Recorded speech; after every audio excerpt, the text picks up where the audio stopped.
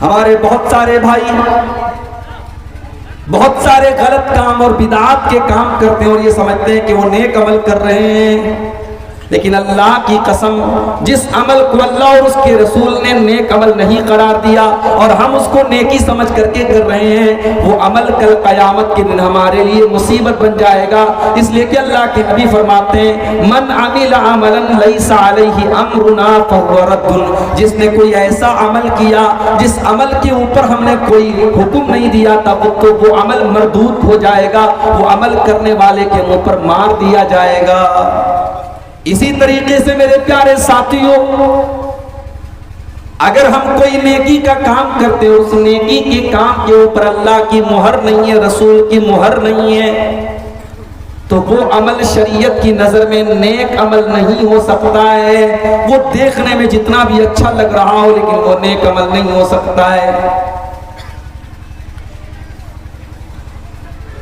आप गौर कीजिए, रबीउल अव्वल का महीना आता है, 12 रबीउल अव्वल की तारीख आती है।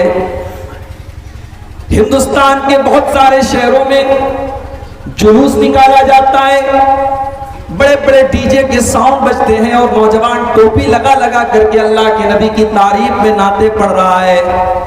लड़के लड़कियां सज सवर करके निकल रहे हैं, गुम्बदे खजरा की छवि बनाई जा रही है, घरों को सजाया जा रहा है। ये सारी चीजें नेक अमल समझ करके, सवाब का काम समझ करके इसको किया जा रहा है। मगर चूंकि इस अमल के ऊपर अल्लाह की मुहर नहीं है, रसूल की मुहर नहीं है, ये अमल अल्लाह से साबित नहीं है, रसूल से साबित नहीं है, इसलिए दुनिया की नजर में ये जितना भी अच्छा अमल हो जाए, इस्लाम की नजर में ये नेक अमल नहीं है, बल्कि उसको बिदअत कहा जाएगा। और अल्लाह के नबी अपने हर खुतबे में कहा करते थे, वह शर्रुल उमूरि मुहदसातुहा, सबसे बुरा काम वो है जो दीन के अंदर नया निकाला जाए। वह कुल्लु मुहदसतिन बिदा, और दीन के अंदर हर नया काम जो निकाला जाए वो बिदात है। वह कुल्लु बिदातिन ज़लाला, और हर बिदात गुमराही है। वह कुल्लु ज़लालतिन फिन्नार, और हर गुमराही जहन्नम में लेकर के जाने वाली है। शाबान का महीना आता है, रमजान के पहले, उसकी 15 तारीख को शबे बारात मनाई जा रही है। कब्रिस्तान पे जाकर लोग मुर्दों के अपने अपने मुर्दों की कब्र पे जाकर के फातिहा पढ़ रहे हैं, मस्जिदों को सजाया जा रहा है, रात रात भर कुरान की तिलावत की जा रही है। ये सारा का सारा काम क्यों किया जा रहा है? अच्छा समझ करके किया जा रहा है, नेकी का काम समझ करके किया जा रहा है। मगर चूंकि इस अमल के ऊपर अल्लाह की मुहर नहीं है, रसूल की मुहर नहीं है, इसलिए ये अमल शरीयत की नजर में नेक अमल नहीं माना जाएगा। ये अमल बातिल करार पाएगा, ये अमल बिदअत करार पाएगा। इसको बहुत अच्छे तरीके से आप समझें। सूरह कहफ की उस आखिरी आयत को याद कर लीजिए, फमन कान यरजू लिक़ा रब्बिही फलयअमल अमलन सालिहा, जो अपने रब से मुलाकात करना चाहता है, जो जन्नत में जाना चाहता है, जो अल्लाह की बारगाह में कामयाब होना चाहता है, वो अमल करे तो नेक अमल करे, जिसको अल्लाह ने नेक करार दिया हो, जिसको रसूल ने नेक करार दिया हो। हमारे बहुत सारे भाई बहुत सारे गलत काम और बिदात के काम करते हैं और ये समझते हैं कि वो नेक अमल कर रहे हैं, लेकिन अल्लाह की कसम, जिस अमल को अल्लाह और उसके रसूल ने नेक अमल नहीं करार दिया और हम उसको नेकी समझ करके कर रहे हैं, वो अमल कल क़यामत के दिन हमारे लिए मुसीबत बन जाएगा। इसलिए कि अल्लाह के नबी फरमाते हैं, मन अमिला अमलन लैसा अलैहि अमरुना फहुव रद्दुन, जिसने कोई ऐसा अमल किया जिस अमल के ऊपर हमने कोई हुक्म नहीं दिया था, तो वो अमल मरदूद हो जाएगा, वो अमल करने वाले के मुंह पर मार दिया जाएगा। फर्ज नमाज आप पढ़ते हैं, फर्ज नमाज के बाद हाथ उठा के दुआ करने का मसला बहुत पूछा जाता है। बंगाल में आज भी बहुत सारी अहले हदीस मस्जिदों में इमाम साहब हाथ उठा के दुआ कर रहे हैं, पीछे मुक्तदी भी हाथ उठा के दुआ कर रहे हैं। मेरे प्यारे साथियों, अल्लाह के नबी की नमाज का पूरा तरीका हमको हदीसों के अंदर मिलता है। आप कहां पर हाथ बांधते थे ये भी हदीसों के अंदर जिक्र किया गया है। आप जब रफा यदैन करते थे तो आपका हाथ कितना उठता था ये भी हदीसों के अंदर मौजूद है। आप रुकू में जाते थे तो आपकी पीठ का लेवल क्या होता था ये भी हदीसों के अंदर बयान किया गया है। आपका सर कहां होता था ये भी बयान किया गया है। आप सजदे में जाते थे तो आपके बदन के कितने आज़ा जमीन पर रहते थे ये भी हदीसों के अंदर बताया गया है। आपकी केहनी आपके बगल से कितनी दूर रहती थी ये भी हदीसों के अंदर बताया गया है। आप तहियात में बैठते थे तो आपकी उंगली हरकत करती थी या नहीं करती थी, आप अपनी उंगली को कब उठाते थे कब नहीं उठाते थे ये भी हदीसों के अंदर बयान किया गया है। मगर पूरी दुनिया में कोई एक भी सही हदीस ऐसी नहीं है कि अल्लाह के नबी ने फजर की नमाज पढ़ाई हो, जोहर की नमाज पढ़ाई हो, असर की नमाज पढ़ाई हो और आपने हाथ उठा के दुआ की हो और साहबा ने भी अपने अपने हाथ उठा के साथ में दुआ किया। ये इज्तिमाई दुआ करना जाहिर है कि ये शक्ल अल्लाह और उसके रसूल से साबित नहीं है, लिहाजा ये भी बिदअत की कैटेगरी में है। और बिदअत करने वाला वो लाख ये समझे, भाई साहब डिस्टर्ब मत करो, भाई बात मत करो, यहाँ पे बिदअत करने वाला जितना भी उस अमल को नेकी का काम समझ करके करे, कल कयामत के दिन उसको समझ में आएगा कि मैंने तो इसको नेकी का काम समझ करके किया था, मगर आज ये मेरे हक में मुसीबत बन गया, मेरे गले की हड्डी बन गया। कयामत के दिन जब लोग प्यास से बेहाल होंगे, अल्लाह के नबी अपनी उम्मत के लोगों को जामे कौसर पिला रहे होंगे, कौसर का पानी पिला रहे होंगे, और अल्लाह के नबी की उम्मत के लोगों की निशानी क्या होगी? गौर से सुन लो अररिया वालों, भट्टाबाड़ी वालों, अल्लाह के नबी की उम्मत की निशानी ये नहीं होगी कि वो लुंगी पहनने वाले होंगे, वो टोपी लगाने वाले होंगे। उनकी ये पहचान भी नहीं होगी कि उनका नाम इस्लामी टाइप का नाम होगा। उनकी ये पहचान भी नहीं होगी कि वो गोश्त खाने वाले होंगे, बल्कि अल्लाह के नबी की उम्मत के लोगों की पहचान ये होगी कि उनके आज़ाए वजू चमक रहे होंगे। वो दुनिया से वजू करके और नमाज, वो दुनिया में वजू करते होंगे और नमाज पढ़ते होंगे, और वजू में जिन जिन चीज़ों को वो धोया करते थे वो सारी की सारी चीज़ें लाइट की तरह चमकेंगी। उनका चेहरा चमकेगा, उनका हाथ चमकेगा, उनकी केहनियाँ चमकेगी, उनके पूरे आज़ाए वजू चमकेंगे, और ये चमक ही उनकी पहचान होगी कि अल्लाह के नबी की उम्मत के लोग हैं। अब जो बेचारा नमाज ही नहीं पढ़ता वो किस मुंह से कहेगा कयामत के दिन कि मैं अल्लाह के नबी को हूं? ये पासपोर्ट होगा कयामत के दिन। जैसे अगर आपको इंडिया से बांग्लादेश जाना हो, इंडिया से सऊदी अरब जाना हो, तो बगैर पासपोर्ट के आप नहीं जा सकते। वो पासपोर्ट आपकी पहचान होता है, पासपोर्ट आपको आगे जाने का एक जरिया होता है। अल्लाह के नबी कौसर का जाम पिला रहे होंगे और गेट पर वहां एंट्री आपको तब मिलेगी जब आपके पास वजू का पासपोर्ट होगा, आपके पास नमाज का पासपोर्ट। अल्लाह के नबी अपनी उम्मत के लोगों को जामे कौसर पिला रहे होंगे। इतने में कुछ लोग आएंगे, अल्लाह के नबी उनको भी कौसर का पानी, और कौसर का पानी कैसा होगा? हदीस में अल्लाह के नबी फरमाते मन शरीबा मिन्हु ला यज़मा बादहु अबदा, जो कौसर का पानी एक बार पी लेगा उसके बाद उसको कभी प्यास नहीं लगेगी। अल्लाह के प्यारे नबी अपने उम्मतियों को जामे कौसर पिलाने की कोशिश कर रहे होंगे कि फरिश्ते आकर के रोक देंगे, अय अल्लाह के नबी आप इनको पानी नहीं पिला सकते। अल्लाह के नबी सवाल करेंगे क्यों नहीं पिला सकता? इनका जुर्म क्या है, इनकी गलती क्या है, इन्होंने क्या ऐसा काम किया है कि मैं इनको जामे कौसर नहीं पिला सकता? फरिश्ते जवाब देंगे इन्नका ला तदरी मा अहदसु बादक, ऐ अल्लाह के नबी आप नहीं जानते इन्होंने आपके बाद दीन के अंदर कौन कौन से नए नए काम किए। आए अल्लाह के नबी, इन्होंने शबे बारात का त्योहार भी मनाया, इन्होंने 12 रबीउल अव्वल को जुलूस भी निकाला, इन्होंने मुहर्रम की 10 तारीख को ताज़िये भी निकाले, इन्होंने कब्रों पर जाकर के चादर भी चढ़ाई। आए अल्लाह के नबी, इन्नका ला तदरी मा अहदसू बादक, आप नहीं जानते कि इन्होंने आपके दीन की शक्ल कैसी बना डाली, इन्होंने आपके दीन को कितना बदल डाला। जैसे ही अल्लाह के नबी को पता चलेगा ये बिदअती लोग हैं, जैसे ही आपको पता चलेगा कि ये वो लोग हैं जिन्होंने आपके दीन को बदल डाला, बुखारी और मुस्लिम के अल्फाज हैं, अल्लाह के नबी बड़े गुस्से से कहेंगे, सुहकन सुहकन लिमन गय्यर बादी, ऐ फरिश्तों, इनको घसीट करके मेरी आंखों से दूर लेके चले जाओ, इनको जहन्नम में लेकर के चले जाओ। इन्होंने मेरे दीन को बदल डाला, इन्होंने मेरी शरीयत को बदल डाला, इन्होंने बिदात और खुराफात के काम किए हैं, इनको मेरी आंखों से दूर लेके चले जाओ। तो बिदात करने वाला और दीन के अंदर नया नया काम निकालने वाला अगर ये कहता है कि हम नबी का दामन पकड़ लेंगे और सरकार का दामन पकड़ लेंगे, तो वो या कान खोल करके सुन ले वो कि कयामत के दिन उसको नबी का दामन नसीब नहीं। एक बात और बताओ, मुशरिक के लिए कयामत के दिन अल्लाह के नबी शफाअत भी नहीं करेंगे।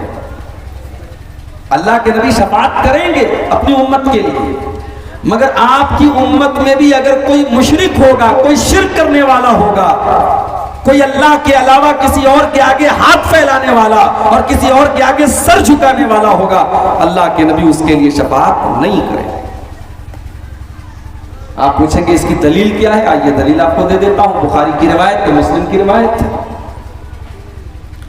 अल्लाह के नबी के सहाबी हजरत अबू हुरैरा रज़ी अल्लाह ताला अन्हु अल्लाह के नबी के पास आते हैं और एक बड़ा ही इंपॉर्टेंट सवाल करते हैं, बड़ा ही अहम सवाल करते हैं।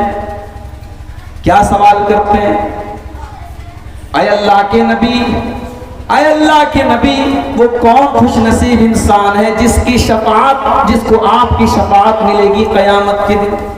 मन आसादुन्नासी भी शफाअतिका या रसूल अल्लाह, आए अल्लाह के रसूल, कल कयामत के दिन वो कौन सा खुशनसीब इंसान है जिसको आपकी शफाअत नसीब होगी, जिसकी आप सिफारिश करेंगे, जिसको जहन्नम से बचाने की आप अल्लाह से रिक्वेस्ट करेंगे, जिसको जन्नत में डालने की आप अल्लाह से गुजारिश करेंगे, वो कौन खुशनसीब होगा?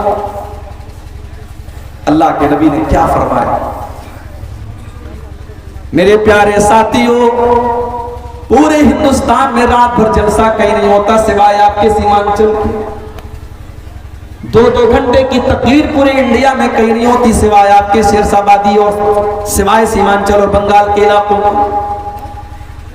गौर कीजिए आप, कम से कम 7 या 8 साल से तो मैं तकरीर करने आपके इलाके में आ रहा हूं। मुझसे पहले न जाने किस दौर से ये जलसे चले आ रहे हैं, रात रात भर तकरीरें हम सुन रहे हैं, लेकिन समाज के ऊपर कोई असर नहीं पड़ रहा है।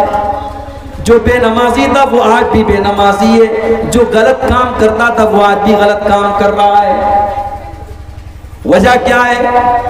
वजह यह है कि हम हदीसों को सुनते तो हैं मगर एक कान से सुन करके दूसरे कान से उड़ा देते हैं। हम जब अल्लाह के रसूल की हदीसों को सुनते हैं तो ये सोच करके नहीं सुनते कि हम इसके ऊपर अमल करेंगे, हम इसको अपनाएंगे।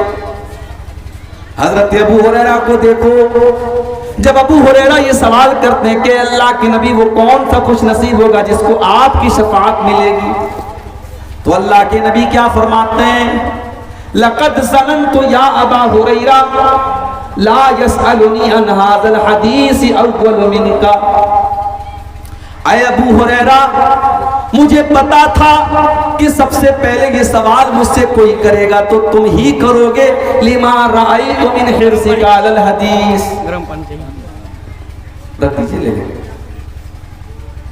इसलिए कि अबू हुरैरा, मुझे पता है कि तुम हदीस को हासिल करने के लिए बेचैन रहते हो, तुम्हारे अंदर हदीस को सीखने की तड़प है, तुम्हारे अंदर हदीस को जानने की तड़प है। मेरे प्यारे भाइयों, हदीस की तड़प अपने दिल में पैदा कर लो, अल्लाह के रसूल की बातों को सीखने की तड़प अपने अंदर पैदा कर लो, अबू हुरैरा के नक्शे कदम पे चला करो। हदीस को जानने की कोशिश किया करो, हदीस को सीखने की कोशिश किया करो, हदीस पर अमल करने की कोशिश किया करो। रात भर तकरीर सुनना कमाल नहीं है, तकरीर से आपने कितना अमल किया ये ज्यादा अहम बात है और ये कमाल की बात है। अल्लाह के नबी ने फरमाया कि अबू हुरैरा, कयामत के दिन वो खुश नसीब इंसान जिसको मेरी शफाअत मिलेगी, मन काला ला इलाहा इल्लल्लाहु खालिसन मिन क़िबल नफ्सिही, जो दिल से ला इलाहा इल्लल्लाह कहेगा, जो तौहीद के ऊपर रहेगा, जो शिर्क से अपने आप को बचाएगा, जिसने दुनिया में शिर्क नहीं किया होगा, जो तौहीद पर दुनिया से मरा होगा, उसको मेरी शफाअत नसीब होगी। तो नबी का दामन न तो किसी बिदती को मिलेगा, न किसी मुशरिक को मिलेगा, न शिर्क करने वाले को नबी का दामन नसीब होगा, न बिदअत करने वाले को नबी का दामन नसीब होगा। तो अल्लाह के यहाँ नेकी के कबूल होने की ये पहली कंडीशन है मेरे प्यारे साथियों, कि उस अमल के ऊपर अल्लाह और उसके रसूल की मुहर हो। दूसरी कंडीशन क्या है? दूसरी कंडीशन ये, वला युशरिक बिइबादति रब्बिही अहदा।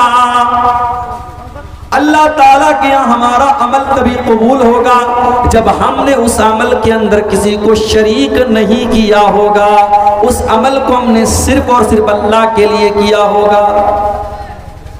हमारा वो अमल प्योर होगा, शुद्ध होगा, खालिस होगा, उस अमल के अंदर कोई मिलावट नहीं होगी। हमने वो अमल सिर्फ और सिर्फ अल्लाह के लिए किया होगा, तब वो अमल हमारा अल्लाह की बारगाह में कबूल होगा, वरना हमारा अमल अल्लाह के कबूल नहीं होगा। मेरे प्यारे साथियों, अब जरा अपने दिल पर हाथ रख करके बताओ कि आपने नमाज आप जो पढ़ते हैं, आपने मदरसे में चंदा दिया, आपने ज़कात दिया, आपने हज किया, आपने उम्रा किया, आपने कोई भी नेकी का काम किया, जरा आपने अपने दिल पर हाथ रख करके सोचो और बताओ कि आपने वो अमल किसके लिए किया। अगर आपके अमल करने का मकसद ये था कि अल्लाह हमसे राजी हो जाए तो अल्लाह तो सवाब उसका जरूर आपको देगा। लेकिन अगर आपके दिल में ये आरजू थी, मदरसे में 1 लाख रुपया चंदा दे रहा हूं ताकि पूरे गांव के लोगों को पता चल जाए कि मैं कितना बड़ा सखी हूं, मैंने हातिम ताई की कब्र पे लात मार करके 1 लाख रुपया चंदा दे दिया। अगर आप हज करके इसलिए आते हैं कि ताकि पूरा गांव आपको हाजी साहब कह करके आपको सलामी दे, अगर आप नमाज इसलिए पढ़ते हैं ताकि आपको लोग नमाजी करार दें, तो याद रखो मेरे प्यारे साथियों, आपकी वो नमाज आपके मुंह पर मार दी जाएगी, आपका हज आपके मुंह पर मार दिया जाएगा, आपकी ज़कात और आपका सदका आपके लिए बर्बाद हो जाएगा।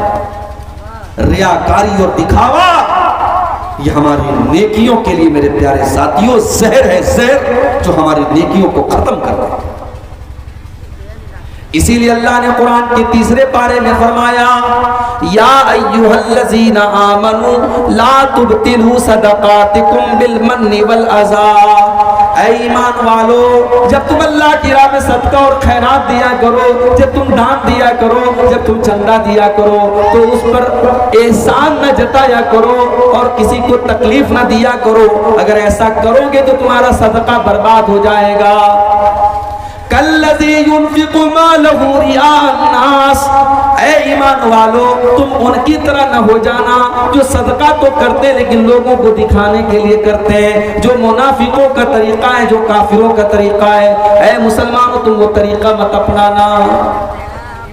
रियाकारी और दिखावा ये काफिरों का तरीका है, ये मुनाफिकों का तरीका है। मोमिन नमाज पढ़ता है तो ये सोच करके पढ़ता है कि ये मेरी जिंदगी की आखिरी नमाज है।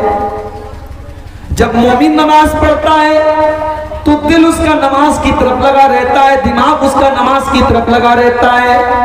और जब मुनाफिक नमाज पढ़ता है तो कुरान करीम में अल्लाह बयान करता है वइज़ा क़ामू इलस्सलाति क़ामू कुसाला।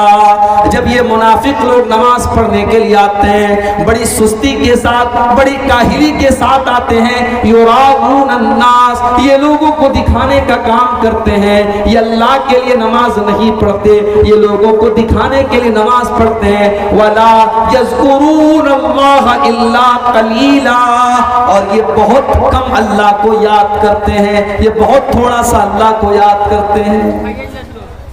रियाकारी करना ये काफिरों की निशानी है, मुनाफिकों की निशानी।